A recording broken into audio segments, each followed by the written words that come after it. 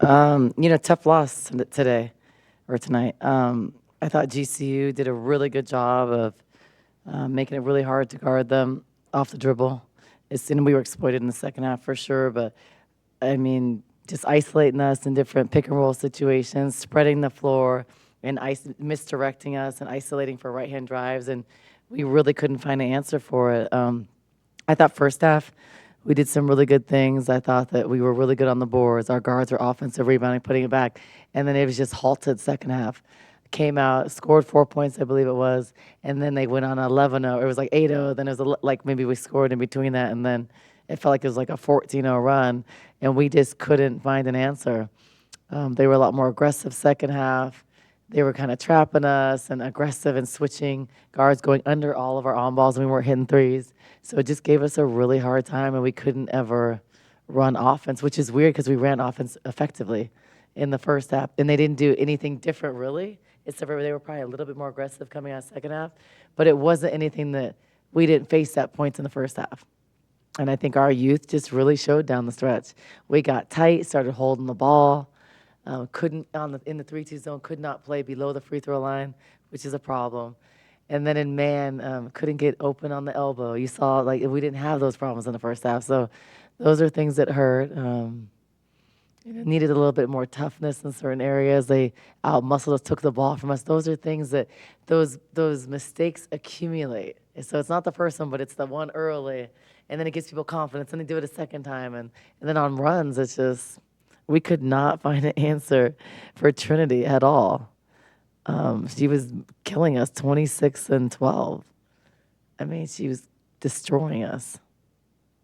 9 missed free throws. I mean, when you go to the line 19 times and you miss 9 of them, I mean, it seems like it was getting better and then it's kind of regressed a little bit. Is that just the confidence? What is that? No, I think it's just who is shooting them. Brea has not shot the free throws well all year. So if you look at the 9 misses, 5 are Brea. So Brea's free throws, I think they're really flat. This year, I think, compared to last year. And I think some of it, honestly, is we're going into her so much, and this is not an excuse, but we're going into her so much offensively. I think she's a little more gassed at the free throw line. And not a bad thing, but she's in a lot more action. Just think about it. I mean, she's doubling her shots from last year.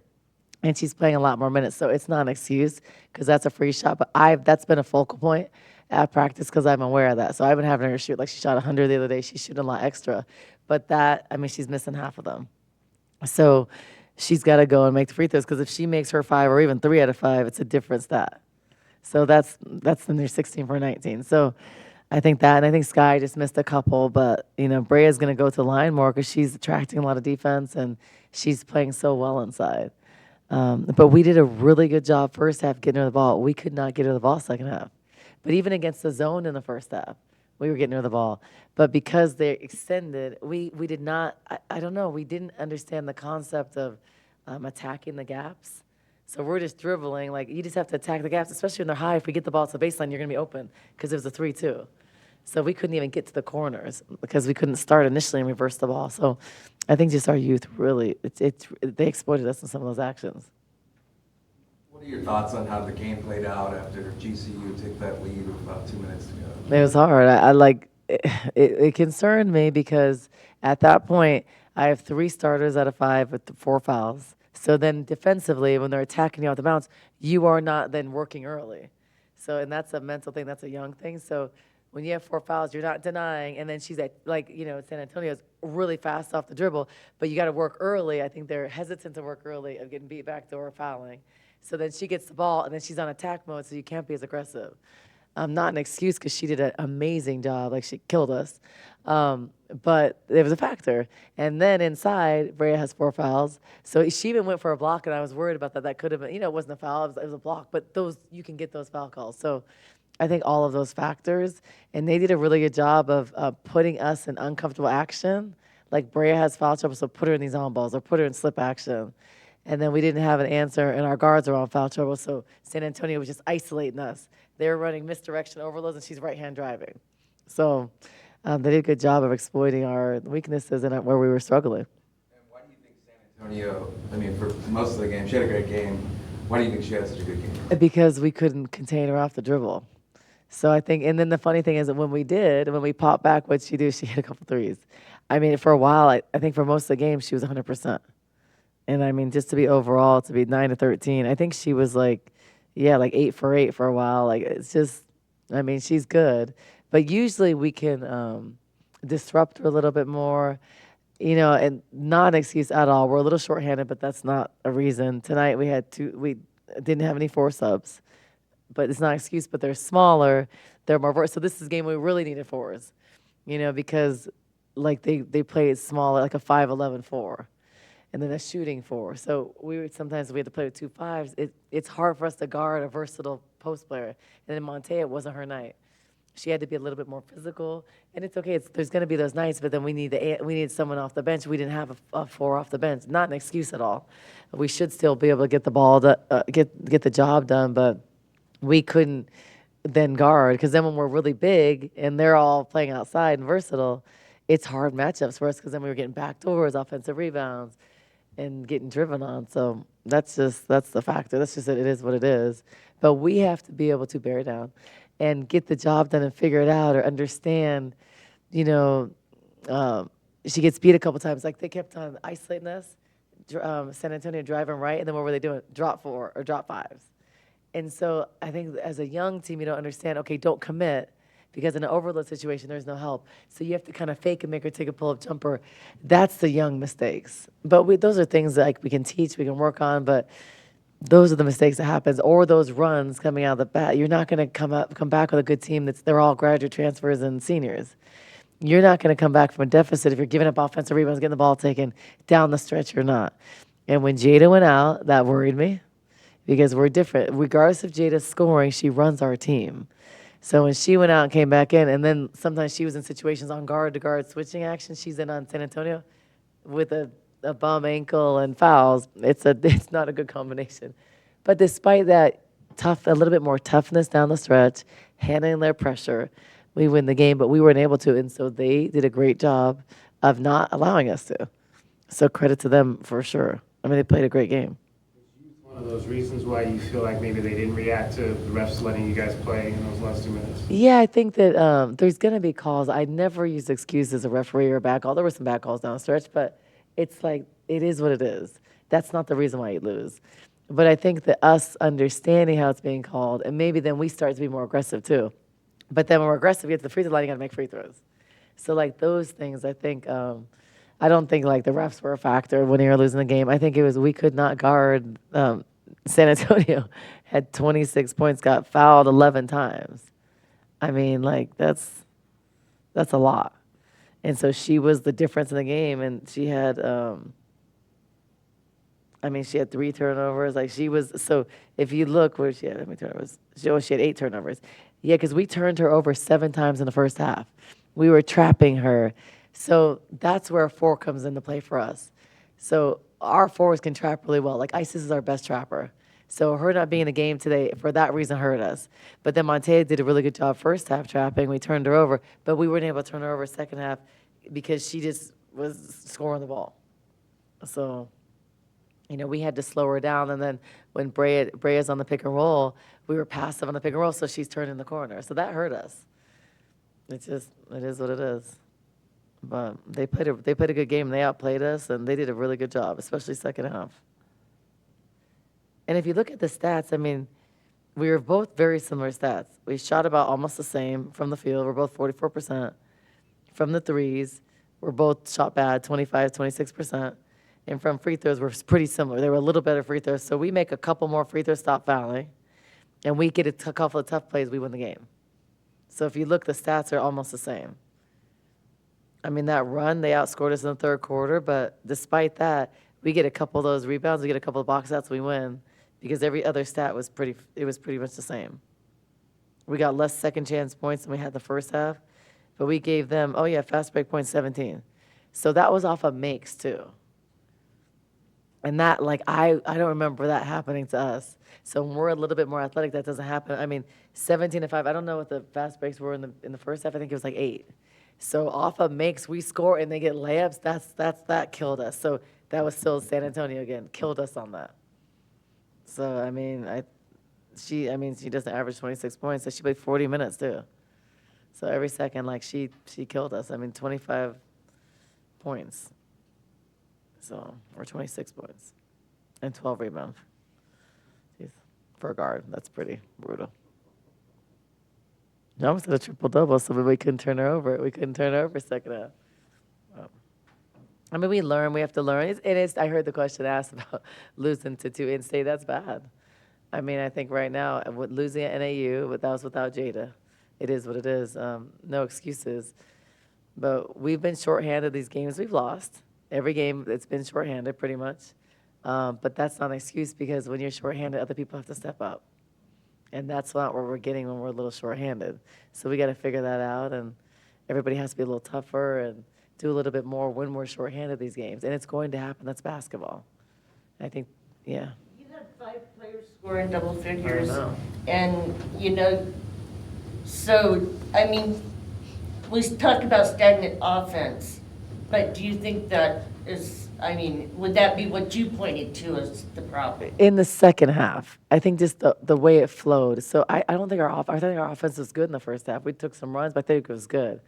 I think the way in our approach and our reaction second half. So when they went on a run, we never reacted and got a stop, or we took bad shots and it led to fast break runs. So I think when you're more experienced, let's say you don't take those quick shots. You get the ball reversed because you understand, like, okay, they're killing us in transition.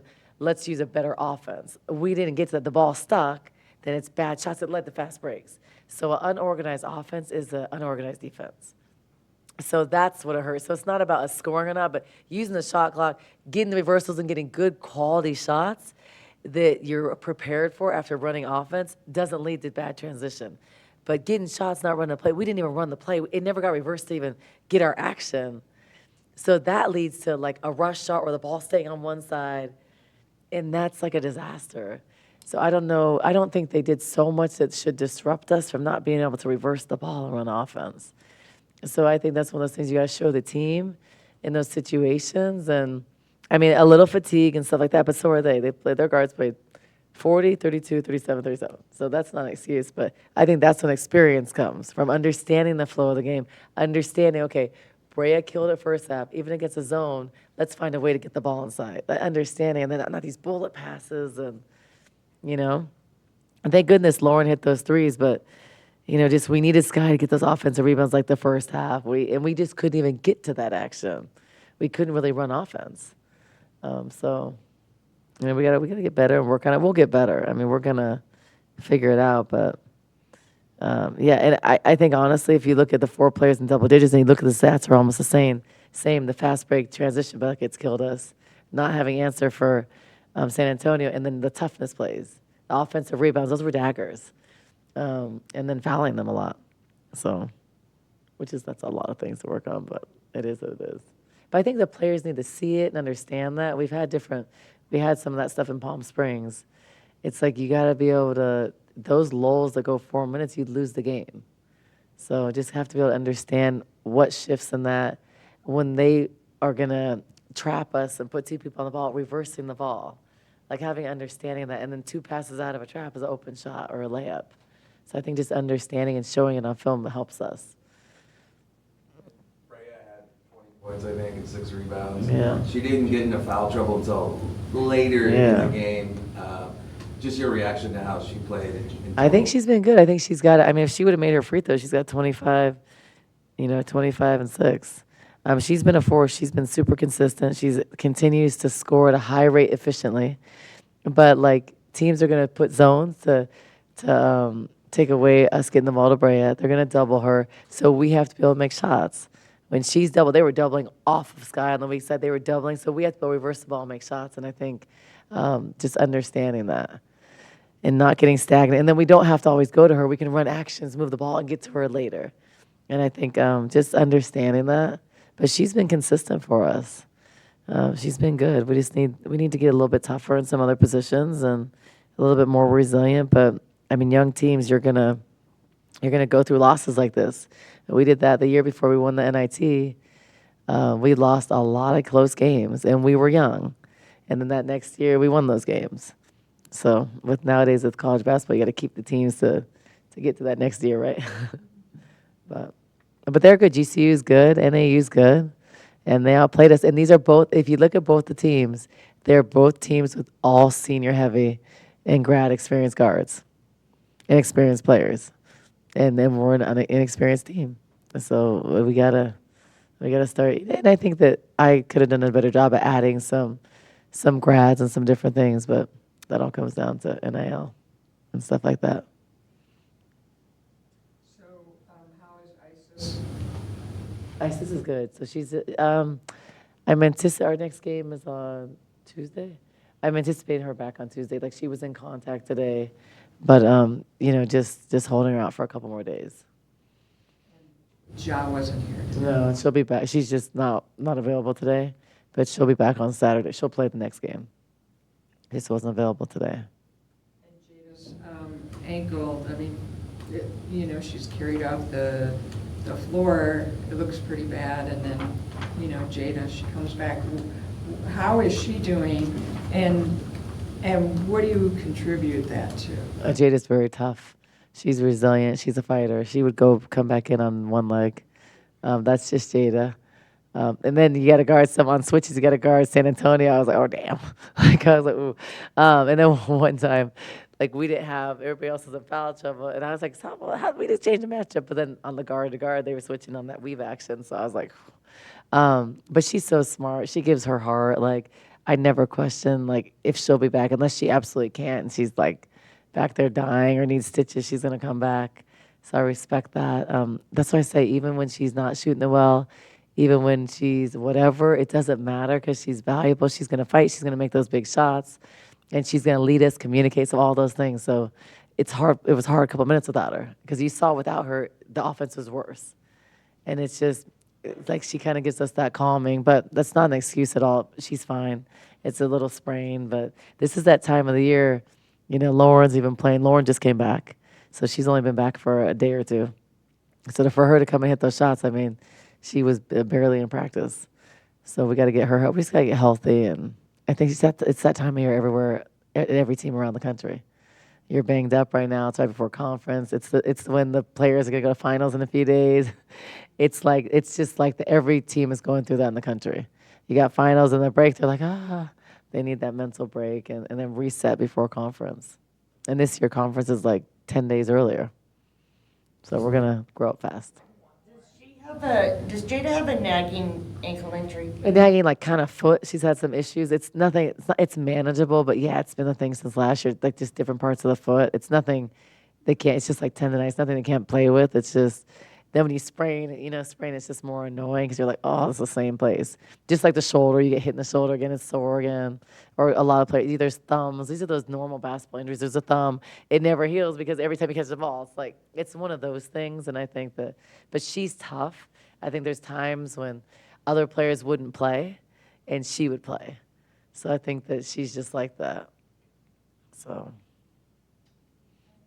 Yeah, thanks you guys. And there's those signs posters there by the whole team, so you guys can have. There's enough for one of you.